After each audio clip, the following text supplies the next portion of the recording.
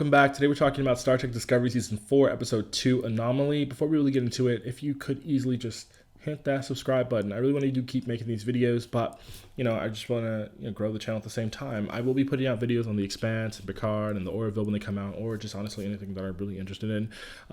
But yeah, obviously I'm talking spoilers, so if you don't, want to hear about the show, then I would suggest not watching the video, and that's fine. Just come on back. But I do want to also point out, I have recorded this audio at this point countless times. I've stopped counting over 10. So I'm going to be a slight format change for this episode because I want to make this video. But at the same time, I'm flubbing and I don't want to flub anymore. So I'm just going to talk like I normally do and keep it going.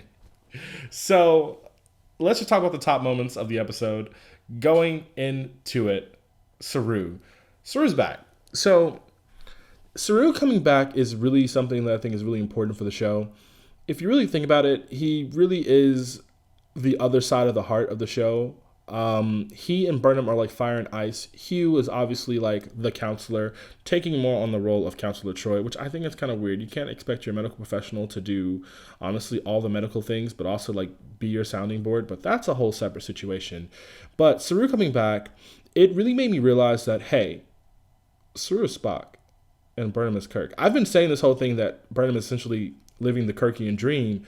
So the fact that like she's out here doing this and now she has her Spock, I'm so excited. Granted, her Spock is actually the real Spock, but we're not going to go down that road because I know some people get mad at the fact that she's Spock's sister in the first place. Whatever. My point of saying is that Saru being back is really important to the ship, and I feel like it's going to be very important to a lot of other characters. And I do think having two captains on the ship is going to be like amazing. And for better or worse, I do think that he is the better choice of having a number one. I think from last season, we kind of learned the fact that, like, I don't know why Tilly was made number one. I go back on my words from last season. I'm happy that it was done, but why was the ensign made number one? It was because she's a main character. That's why. That's literally why she was made number one. There was no one else that had enough speaking roles, speaking lines as a whole to be made number one. That is genuinely the reason. That doesn't take away from the fact that Tilly is Tilly, but there's no reason why Tilly should have been put in that position. Just going to be honest. There's no reason. And I think that whenever Burnham is incapable or... Yeah, my point of saying is that I don't know why Tilly was made number one, but my point of saying is Saru, go off. Love that for him. Can't wait to see exactly what he's going to do. Like I said, the fire and ice of Burnham and Saru is amazing to watch, and I do think that's, Michael finally gets it. This show does dive deep into the fact of, like, stuff that I don't think other series have really went into. I'm not saying that Picard didn't care about his crew, and I'm not saying like Kirk didn't care about his crew or anyone else didn't care about their crew, but I feel like this really dives into more of the psyche of like the captain. Granted, season 1, we really weren't doing that. We were doing something else, but we are where we are, and yeah, Saru's back. Next up, when it comes to my top moment, we have Gray and his new body. Shout out to Gray's new body. Shout out to the fact that they're referencing back to Picard and referencing back to basically Picard's new body. Oh my God, just got a whole Nikki verse in my head. Anyway, so my point with the new body is that it's interesting because they're like, oh, well, this tech really wasn't, he was the only one that was really a success with. Picard was the only person that was a success with. And it's like, of course he was.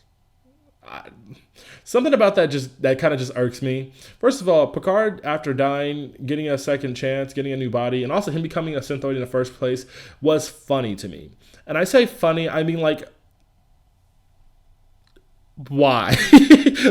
Like, it's funny because also like we spent most of TNG trying to teach Data to be a human, and then Picard ends up being a fucking android.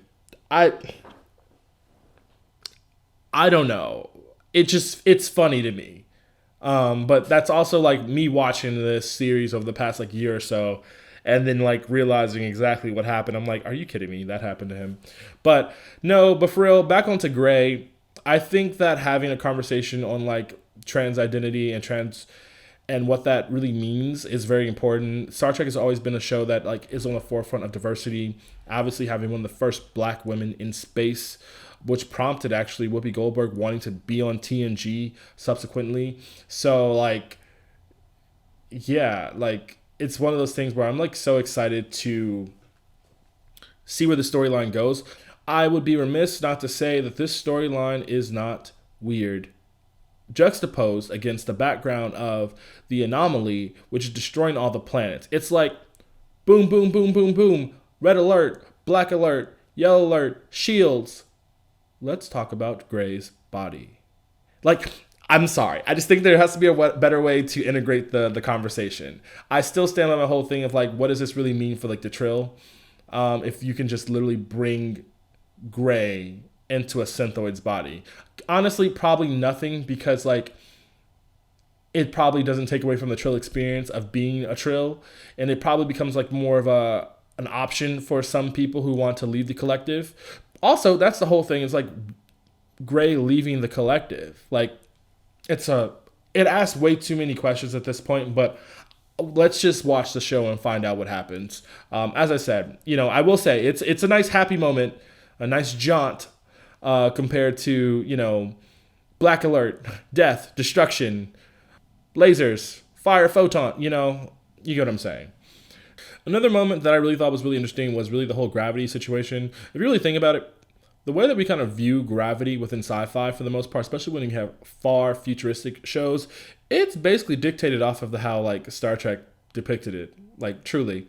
And there's not a bad thing about that, but like it's interesting to see them in a situation where there is no gravity. Those shots were beautiful. It was just like, this is breathtaking. This is nice. There's one thing you cannot say about Discovery. You can say a lot. You cannot say the show is not beautiful. It is so pretty. And those shots were fucking amazing. I loved every single thing that was happening with that. And directorial is just great. The next thing that I think was interesting was really the conversation between Stamets and Booker. I don't know. It kind of felt forced, but at the same time, I'm like, it completely slipped my mind that Booker can use the spore drive. And also the way they were talking, the implications was that Booker was navigating the spore drive more than just that one time, I guess, that he did it in season 3. So within that 10-month period, he's obviously, black alerted around the fucking universe. Cool. But also just Stamets having like a human moment. I don't know. It's a weird thing because I've had a really weird, interesting thing with Stamets. On some rewatches of like season 1, and like I get what his character is supposed to be. He's honestly supposed to be like an asshole the entire time. But to be honest, I didn't really read him that way. But I also realized like that was just me watching for enjoyment for the most part. That was just me like with the vibes. Side note, I've really been reading this book recently, and I sat here today for a quick break. Great book though. And I was like, okay, let me just speed through this chapter real quick. And I pretty much sped through the chapter. I essentially skipped 2 pages, though, because I sped through that entire chapter, and I was so confused. And that's kind of how I feel with Stamets. Like, did I miss something?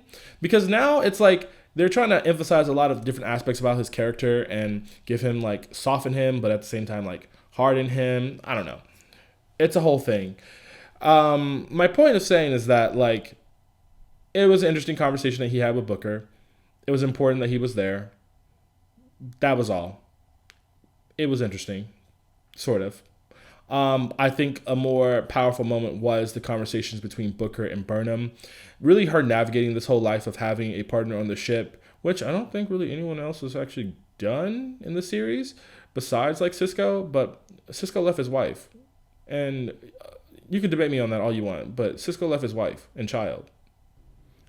I mean, cue the Nicki Minaj verse, what type of mother leave a one son over a stack? I'm not trying to get lyrical, but I love Cisco, but like, don't be stupid. He did some shit. So he left his child over some aliens. Anyway, so Booker and Burnham having this whole relationship on the ship and actually being an actual like true like a relationship more intimate than what Cisco was bringing. But it's interesting. I thought it was cool, the whole ride the wave concept and the fact that they had to be in sync. That was some cute shit, I'm gonna be honest. Also, you realize in this moment that, the traditional, acceptance in terms of grief, this is really the moment when he just accepts the fact that, one, it wasn't his fault, and two, they're gone and it's okay. It's not okay, but it's okay, Here's the thing. Overall with this season, I have no idea where they're going to go from here. Because right now, you have Discovery versus like literally a natural force. Or what we call natural. I don't know. We could say, like, honestly, the whole situation last season was like a natural force, and it turned out to be an alien that was inside of a cloud who started yelling and having mental health issues. So who knows? Who knows what this season is really going to be? Like, I have no idea, and they do keep us running. But I like I said, I'll be here. I'll be running it. I do want to point out, I don't think Tilly's going to be on this ship. I think it's pretty obvious at this point. Tilly's probably going to leave. No one's really mad at that.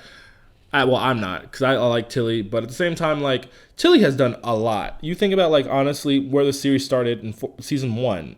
Within the four seasons, Tilly was an ensign. Now she's a lieutenant. But, like, she just got the promotion this season. My girl was an ensign out here acting as though, like, she was the ISS captain of the Discovery and the Mirror Universe. My girl was out here doing calculations. My girl was out here number 1. I mean, Tilly done did it. Tilly done did what she needed to do, and it's okay if she needs to leave. I'm good with that. Yeah. Also, one little thing also about Stamets. Now going back to that thing. Did he just get over the fact that he got blown out of the airlock? Because I will say, the end of season 3, they made it seem like that was going to be a plot point for the next season, or just like in terms of their relationship. And it turns out this man is just like, kind of that self-deprecating humor about it, like haha, or just get blown out of an airlock, haha. Oh, is it too soon? I don't know. And I don't know how I like this. I kind of wish he was kind of like bitter to Burnham, but like we are where we are. We're doing what we're doing. It's fine. Like I said, I just want to point out, I recorded this audio like 6 or 7 times.